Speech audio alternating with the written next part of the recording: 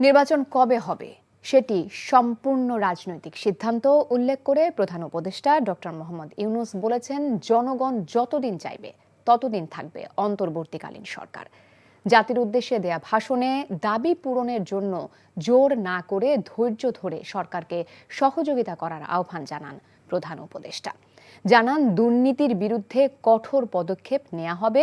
গত 15 বছরের অনিয়ম ও অপকর্মের শ্বেতপত্র প্রকাশ করা হবে। আইন শৃঙ্খলা রক্ষাকারী বাহিনীর যারা খুন, গুম আর গুলি করেছে তাদের চিহ্নিত করে বিচার করা হবে বলেও জানান তিনি। রিপোর্টে আরো জানাচ্ছেন মুকসিমুল হাসান। বাংলাদেশ আমরা পেয়েছিলাম। ছাত্র জনতার গণ অভ্যুত্থানের ফলে স্বৈরাচার শেখ হাসিনার প্রধানমন্ত্রী থেকে পদত্যাগ করে দেশ ছেড়ে পালিয়ে যাওয়ার পর অন্তর্বর্তীকালীন সরকারের প্রধান উপদেষ্টার দায়িত্ব নেওয়ার 2 সপ্তাহের মাথায় জাতির উদ্দেশ্যে ভাষণ দেন নোবেল বিজয়ী ডক্টর মোহাম্মদ ইউনূস।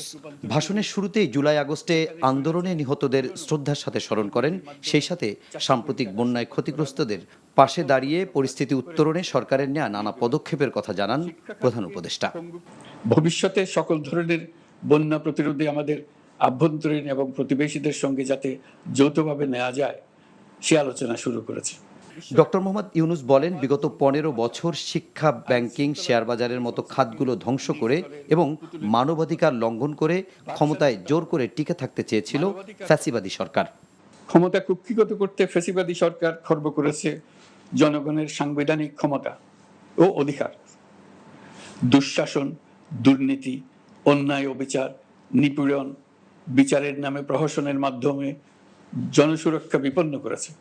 গত 15 বছরের দুর্নীতি, অর্থ পাচার ও জনস্বার্থ বিরোধী চুক্তি স্বাক্ষর, প্রকল্পের নামে লুটপাট ইত্যাদি তথ্য নিয়ে একটি শ্বেতপত্র প্রণয়নের জন্য আমি ইতিমধ্যে একটি কমিটি গঠন করেছি। আইন শৃঙ্খলা রক্ষাকারী বাহিনীর যারা খুন, গুম, নির্যাতন, নিপীড়ন এমনকি শিক্ষার্থীদের যৌক্তিক আন্দোলনে গুলি চালিয়ে বাহিনীকে কলঙ্কিত করেছেন তাদের চিহ্নিত করে বিচার করার কথাও জানান প্রধান উপদেষ্টা।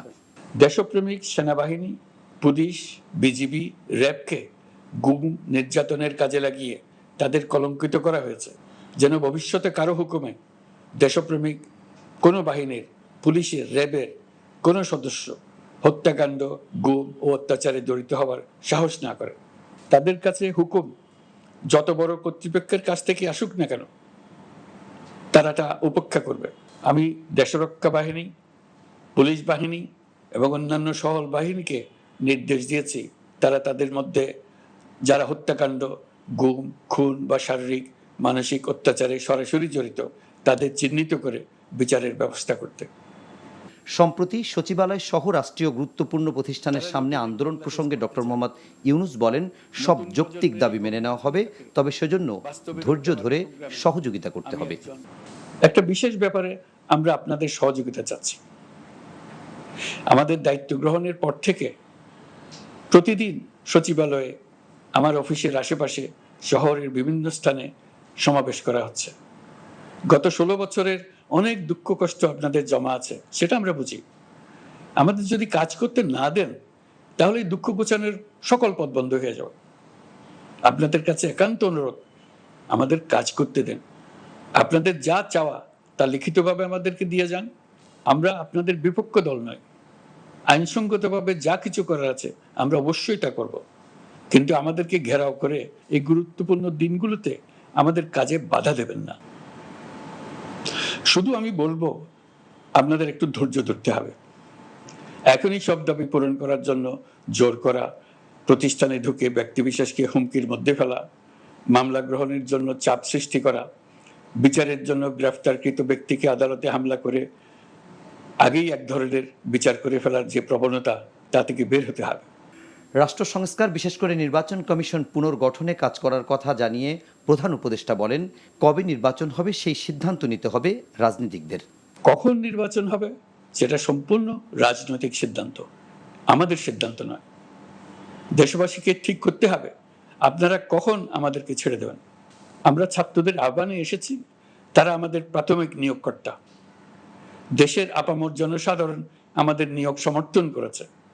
আমরা ক্রমাগতভাবে সবাইকে বিষয়টি স্মরণ করিয়ে যাব, যাতে হঠাৎ করে এই প্রশ্ন উত্থাপিত না হয়, আমরা কখন যাব।